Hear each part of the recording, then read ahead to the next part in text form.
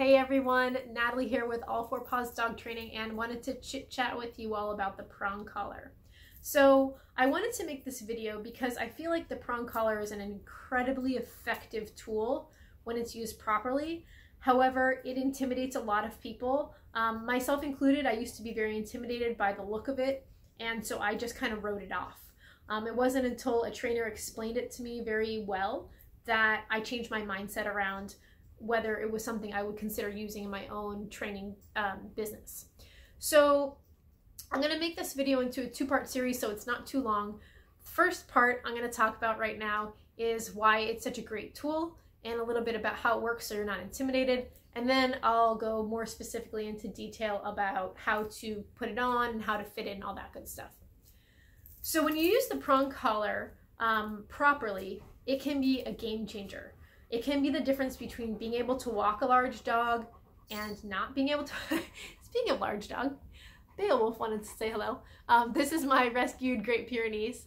He is 120 pounds, and I'm glad he came into the shop because that brings me to a good point. I would only recommend a tool or a technique that I use myself on my own dog. I have a prong collar that I walk Beowulf on. That's actually part of the reason why he's over here. He hears me making the sound. He thinks I'm taking him for a walk. Hey buddy, can you?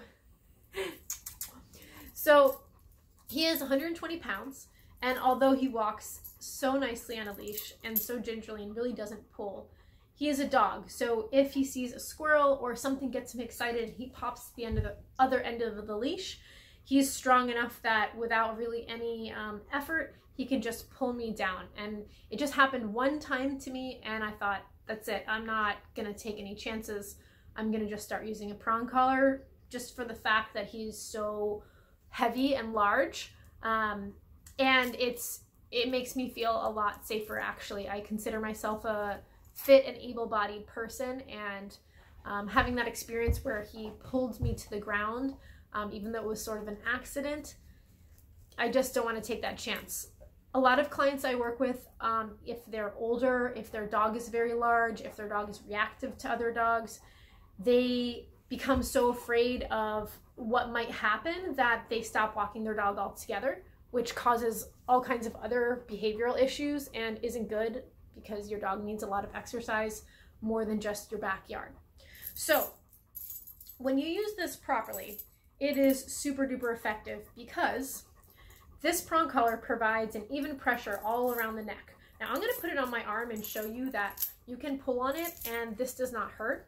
I encourage you to try this with a prong collar whenever you are at a store and you're interested in them. This is another prong collar, much smaller links. This is for a smaller dog. And same thing, put it on your arm. It really doesn't hurt at all, especially not to a dog that has a lot of, fat and fur and skin around their neck more than we do. So the prong collar is designed with this martingale loop. Now, if your dog's not pulling, they're basically just wearing the collar. When they do pull, this martingale loop just basically constricts, makes it a little tighter, the dog backs off, and the collar becomes loose again, which is fantastic. What else can I tell you about it? So it mimics the alpha dog or mother dog giving like a corrective bite with the top and bottom canines applying pressure to the neck, and dogs respond really well to it and typically back off of pulling.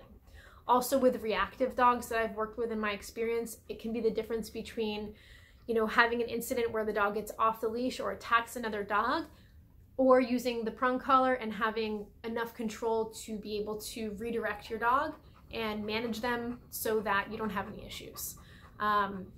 It's a really, really great tool. I cannot stress that enough. It's more humane than a choke collar, which ends up just applying pressure to one area on the neck. That sound is my cat. Everyone wants to chime in right now. Yeah, so I totally just lost my train of thought. At any rate, it's more humane than a choke collar. That's what I was saying. And it's also much better than walking a dog on a flat collar because the same thing ends up happening. You end up just kind of pulling on them the entire time and putting pressure just on one area of their neck. A harness is great if your dog isn't pulling. However, the harness basically enables your dog to pull. It allows your dog to put all their body weight forward and pull. That's why sled dogs wear harnesses. There are some front clipping harnesses that are wonderful for smaller dogs or dogs that don't pull too much that I often recommend. And those are really effective. They also have a martingale loop, and the idea is that the pressure across the chest really helps to deter the pulling. But if those are not effective tools, if that's not working for you for any of the reasons I was describing, then I would highly recommend the prong collar. And we will talk a little bit more about it in my next video. So thanks so much for tuning in. Give me a thumbs up if you like this video. Share, subscribe, get all my info, and thanks for tuning in.